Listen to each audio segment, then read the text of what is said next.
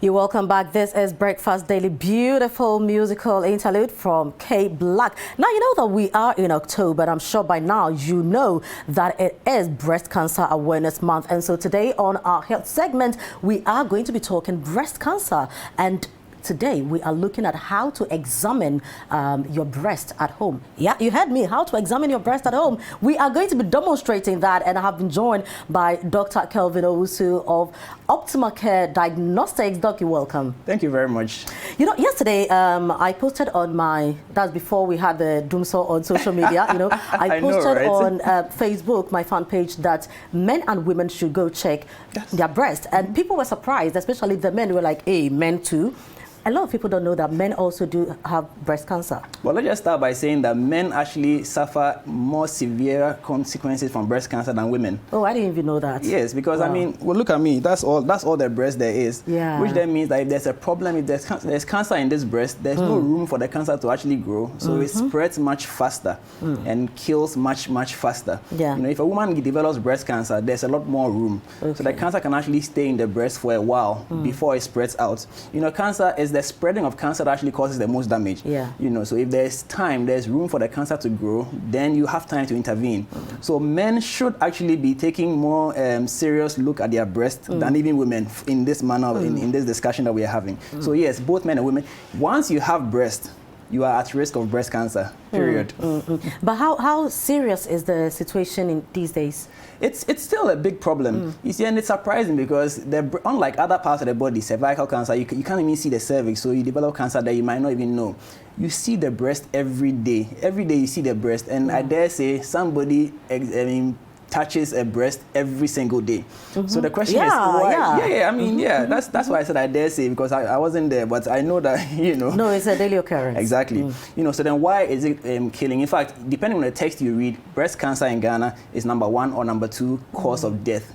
Wow. You know, so whether it's #1 or #2, it's a serious problem. Yeah, it is. You know, so why is it that something that everybody can see is killing so many people, especially women? Yeah. You know, so it's still a major problem, which is why it's important that we take this October breast cancer awareness seriously. I mean, I've been involved for about 5 years now, and it's something that, I mean, the awareness is growing, but there are still people you meet and they've never, ever had a breast screening, either by themselves or by a professional. And the interesting thing is that in October, there are so many free screenings going on that it's surprising that somebody is still around today who has never been screened before. It's still a major problem. We are going to be demonstrating that, but how easy or difficult is it to do this on your own? Well, I mean, everything becomes easier with practice. So the first time it's going to be a bit clumsy, you know, but as you get to practice it on yourself, and again, it's your breast, you can do it 10 times a day if you want to, you know, but at least once every month, you should actually do a proper examination of your breast, and then at least once every year, you should have a medical personnel do a formal examination as well. And as you grow older, when you reach 40 and above, you should also have a mammogram done every 2 years, 2 to 3 years, depending on the result of the last one. If the result was sketchy, they might even ask you to do it in 6 months. Okay. You know, so self-examination, professional examination, and then a mammogram every so often. But how would you know that maybe there's something happening to you? Because, you know, when you touch the breast, it's not just smooth, you know, inside there, it looks like a bit rough in there. So how would you differentiate, you know, between the normal breast and maybe there's a little bit of lump growing in there? So this is actually the reason why you must know your breast. That's the first thing. It's yours. You must know how it feels, and especially for women, depending on the timing, the cycle, the timing within the cycle, the menstrual cycle, the breast can have different consistencies. How it feels. Yeah. Sometimes it's more lumpy than at other times. Yeah. And even when you're pregnant, it can also be even more lumpier. You know, so if you examine your breast often, which means that you are going through the different cycles of your menstrual period and checking the breast, you can tell that there's a change in how my breast feels. So that's #1. Then #2, the technique is also important. There's a way that you're supposed to do it that will let you know if there's indeed a problem. If you don't do it that way, you might pick a problem which is actually non-existent. You know, so I guess that's why we are here today, Yeah. to go through the process. You know, so two things: one, know your breast, and then know how to examine the breast. So that's what I mean by practice makes it easier. Yeah. You You know, for some people, other people know their breast better than themselves. know, it's also important, because if your partner knows your breast more than you, then your partner needs to learn how to do the formal examination, because you don't want the examination to turn into something else. You know, because there's a time for examination and there's a time for something else. You see, if we confuse the two, then we might not even pick a problem which was there in the first place. Okay. And I presume that is why, even though people do all sorts of things with their breast, they still don't pick the breast cancer until it's too late. You know, and the thing about cancer in general, when you start seeing symptoms, it means it has advanced. So you want to catch it before it announces its presence. So that is why the screening is important, both the self-screening and the formal screening as well. Right, so before we go on to the practical aspect of it, can you just quickly run us through theoretically? You know?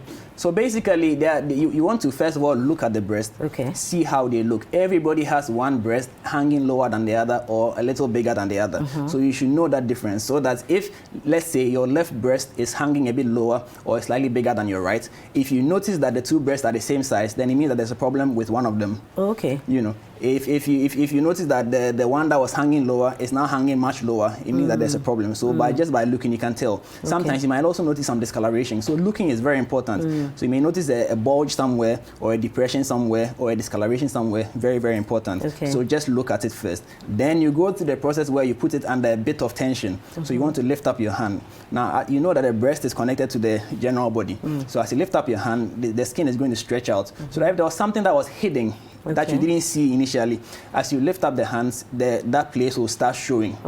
Also, people who have breasts that sort of fall on the chest, you might not be able to see the portion underneath the portion in contact with the chest. So as you raise your hand, that portion might also show, so that you can see if there's any changes over there. Then you proceed to now touch. So you touch the breast. You need to divide the breast into 4 quadrants with the nipple as the center. So you divide it into 4 equal quadrants with the nipple as the center. Then you touch.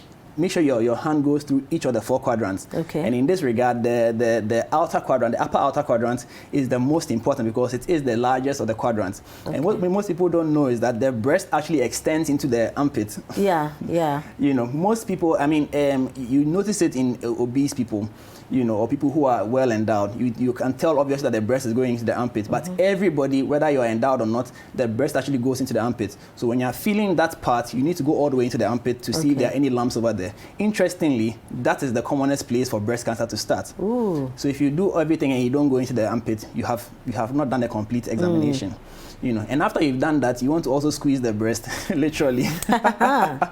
So you want to squeeze the breast in a way that would express anything, or if there's any discharge from the nipple, you want to demonstrate it by, you know, pressing the nipple to see if there'll be anything coming out. So that if anything does come out, then you know that might also be something. So is there a particular time of day that you have to do this, or any time is fine? Well, anytime, you can do it anytime. However, the easiest time to do it is when you're going to bath, when you're going to take a shower. That's the easiest time to do, because you're already naked anyway. Okay, so I think we are ready to demonstrate. Yeah. All right. Okay. Maybe let me take off my shoes to become make it feel after when you're going to bath, you're not even wearing shoes wearing high anyway. heels, you know. Okay, so I'm taking off my shoes. It's time to demonstrate. We have a mirror here. Yes. Okay, so now I stand here. The mirror is very important, because it helps you to actually see the breast. So you stand in a mirror. You must be comfortable, so the hand is down by your side, and then you look at the breast and look at exactly how it is. You know, is it the same way you know it? Is one hanging lower, one hanging higher, or is it bigger, or whichever? You want to see, is there any discoloration? You are looking at the breast all of that all the time. Any discoloration, any lump, any new swelling, any new scar, or anything there that wasn't there before. So after you have checked all of that, then you want to now lift your hand gradually. And as you are lifting your hand, this is important. As you are lifting your hand, you are looking at the breast. Because you want to see if there's any change in the breast as you lift the hand. And you can go as high as you want in this regard. So if there's any change, probably there's a dimple that starts forming as you lift the hand, then it means that there's something holding that part of the skin. So that's why there's a dimple occurring, which was not there before. So after you've seen this, you put your hand, and as I said, if you are well endowed, so you want to make sure that you are seeing the portion under the I'm not too well endowed, so I'm sure I can see. Exactly. So when you've done that, then as I said, now you imagine a division of the breast with the nipple as the center. So you divide the breast into 4, and then with the palm of the fingers, your fingertips, you put it flat against the breast. You push the breast against the chest wall. The top. the 4 Okay, quadrants. so we have 4 here, so half exactly. this So you can quarter. start whichever place you start, doesn't matter, but just Okay. make sure that you have a system where you go clockwise or anti-clockwise, whichever you're uncomfortable. Just make sure that at the end You of have the to day, press it. yes, you have to press it against the chest wall. Okay. This is where the technique is important, because if you actually pinch the breast, you will feel a lump, and that's normal. So don't pinch the breast. Don't pinch Maybe the I breast. should use this breast. Yes. Okay.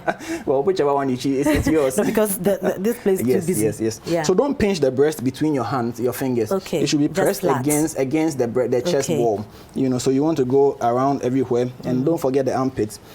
Make sure that you are just as you switch. So use the other hand. Okay. So the right hand examines the left breast, Okay. and vice versa. So just press against the chest wall. Make sure you go all around and touch every part of the breast. Now, at this point, let me just add that if you're again well endowed and your breast is hanging a bit low, it'll be difficult to do what I'm doing on yourself, but you must do it. So in this case, it's a bit technical. You have to lift up the breast and still push it against the chest wall. Okay. Because the chest wall is what is going to tell you that what is there is normal breast tissue or is not. Because the normal breast tissue will sort of move away from you. Okay. So that you can then feel the chest bone, the bone, the breast bone in between your fingertips. So you want to lift the breast and press it against the chest wall. Okay. And then you do that. Now, so after you've gone through all the quadrant, and again, don't forget the armpit, because the armpit is the most important. Yeah. Now, assuming that you found something, a lump, and you want to verify, when you find something, you stabilize it, you hold it, don't let it disappear. So you hold it there, and then you put your hand against your waist and push into your so that your muscle can tense up. Okay. If you do that, then try moving the lump or whatever you found. If that lump moves or it doesn't move, it helps you to give the doctor a more description. All right, so now after you've done that, then you want to squeeze the breast, like I said. Now, the best way to do this is to milk the breast all the way towards the nipple. Okay. Some people make the mistake of just squeezing the nipple. Okay. It might not give you much results. So you want to milk the breast. So with this one, you need 2 fingers, your 2 hands, I mean. Okay. So you from the top and the bottom, you milk it down towards the nipple, and you do the same this way as well. Okay. To try and see if there's anything going to come out of the nipple. If nothing comes out of the nipple, then you are fine.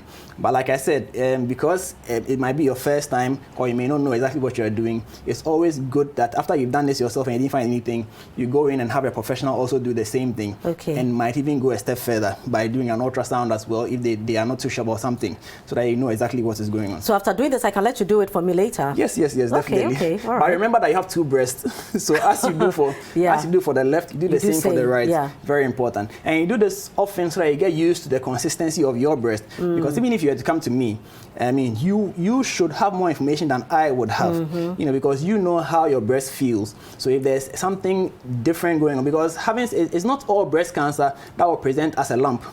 Okay. Sometimes it may present as a change in consistency, especially if it's a very, very specific type of breast cancer, inflammatory breast cancer. It might come and involve the whole breast, so it might not be an obvious lump here.